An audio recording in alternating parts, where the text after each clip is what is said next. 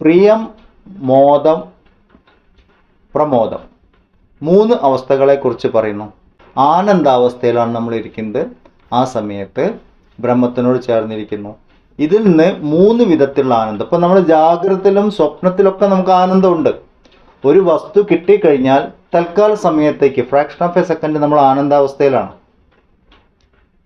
ആ ആനന്ദം നമ്മളുടെ ഉള്ളിലെ ആനന്ദമായ കോശത്തു നിന്ന് വരുന്നതാണ്. സ്വപ്നാവസ്ഥയിലും പലപ്പോഴും നമ്മൾ ആനന്ദം അനുഭവിക്കുന്നുണ്ട്. ബ്ലിസ്. ചില സാഹചര്യങ്ങൾ, ചില വസ്തുക്കൾ കിട്ടുമ്പോൾ, ചില ആൾക്കാരെ കാണുമ്പോൾ, ഇതൊക്കെ നമ്മളുടെ ഉള്ളിലെ ആനന്ദമായ കോശത്തു നിന്ന് വരുന്നതാണ്. ആനന്ദം 3 തലത്തിൽ പറഞ്ഞിട്ടുണ്ട്.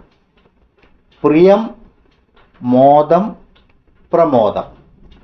പ്രിയം എന്ന് പറയുന്നത് ഇഷ്ടവസ്തു ദർശനം, അങ്ങനെ പറയാം. നമുക്ക് വളരെ ഇഷ്ടപ്പെട്ട, പ്രിയപ്പെട്ട ഒരു വസ്തുവിനെ കാണുമ്പോൾ ഉണ്ടാകുന്ന അനുഭവം. ദൂരെയാണത് ഇഷ്ടവസ്തു, അതുകൊണ്ട് ദർശനം എന്ന് പറഞ്ഞു. അതിനെക്കുറിച്ച് ചിന്തിക്കുക, അതിനെ കണ്ടുകൊണ്ടിരിക്കുക, ഒക്കെ ഇഷ്ടവസ്തു ദർശനം, പ്രിയം. അടുത്തത് മോദമാണ്.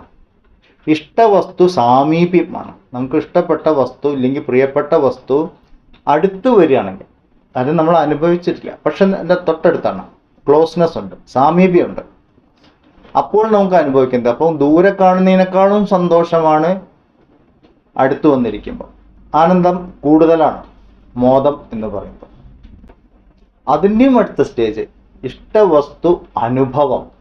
ഇഷ്ടവസ്തുവിനെ നമ്മൾ അനുഭവിക്കുമ്പോൾ ഉള്ള ആനന്ദം, അതിന് പ്രമോദം. അപ്പോൾ ആനന്ദത്തിൻ്റെ 3 സ്റ്റേജ്: പ്രിയം, മോദം, പ്രമോദം.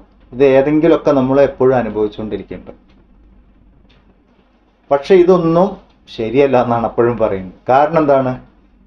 ഇത് 3 എപ്പോഴും ഇല്ല.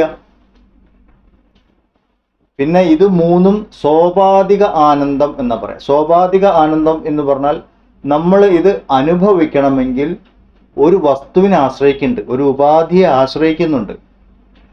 അപ്പൊ ആശ്രയ വസ്തു ഉണ്ടെങ്കിലേ മോദം, പ്രിയം, മോദം, പ്രമോദം ഉള്ളൂ, ഇല്ലെങ്കിൽ ഇല്ല എന്ന് പറഞ്ഞാൽ ആനന്ദമയ കോശത്തു നിന്ന് നമ്മൾ കിട്ടുന്ന ആനന്ദം എപ്പോഴും ഇല്ല. ഇല്ലെങ്കിൽ സുഷുപ്തി അവസ്ഥയിലുള്ളൂ. അത് കഴിഞ്ഞാൽ സുഷുപ്തി അവസ്ഥയിൽ നിന്ന് നമ്മൾ സ്വപ്നത്തിലേക്കോ ജാഗ്രതയിലേക്കോ വന്ന ആനന്ദമയം ഇല്ല.